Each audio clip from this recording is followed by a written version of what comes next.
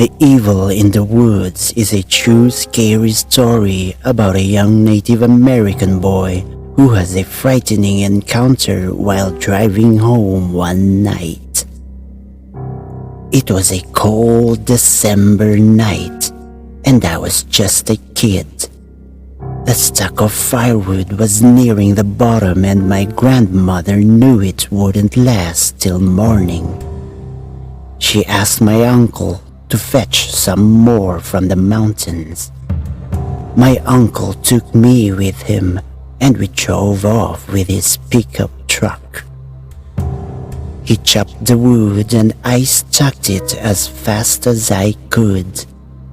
By the time we finished, the sun was setting and the bed of the pickup truck was half full.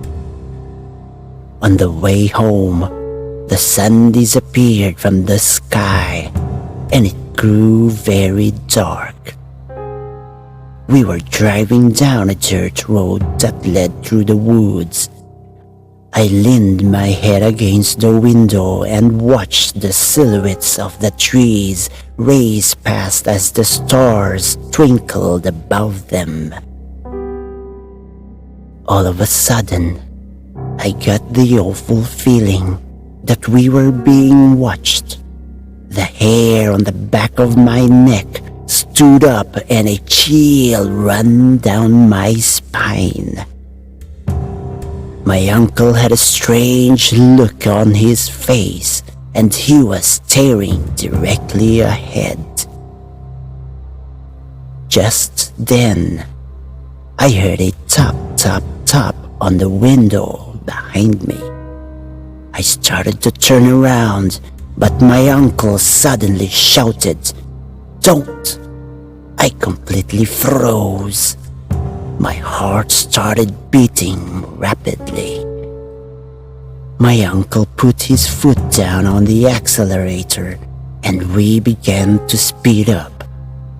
It was the first time I had ever seen real fear on my uncle's face. I heard another tap, tap, tap on the window beside me. "Look at me," my uncle shouted. "Don't turn around, keep looking at me."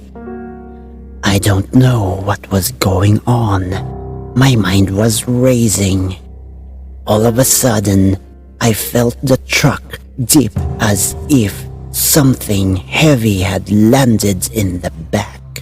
My uncle sped up even more and started praying loudly in our native language. I wanted to cry.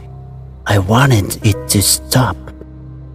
Once again, I heard a tap, tap, tap on the window behind me.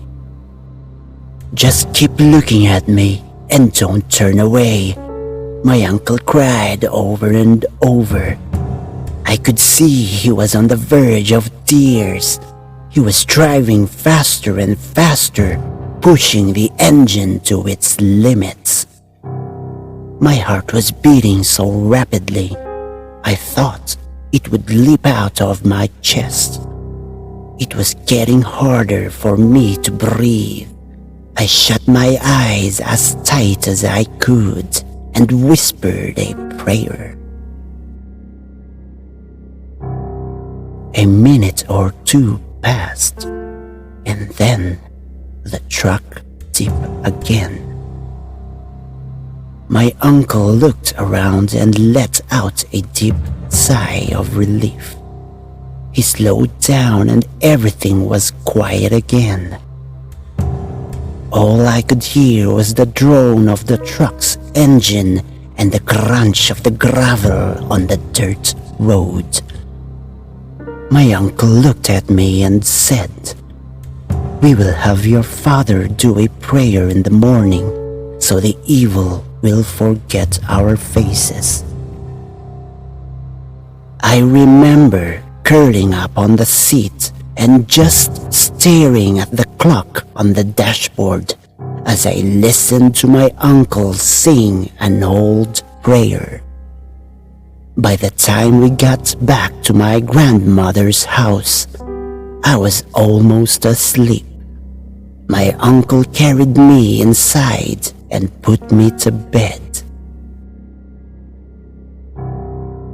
To this day, my uncle has never talked about what happened that night.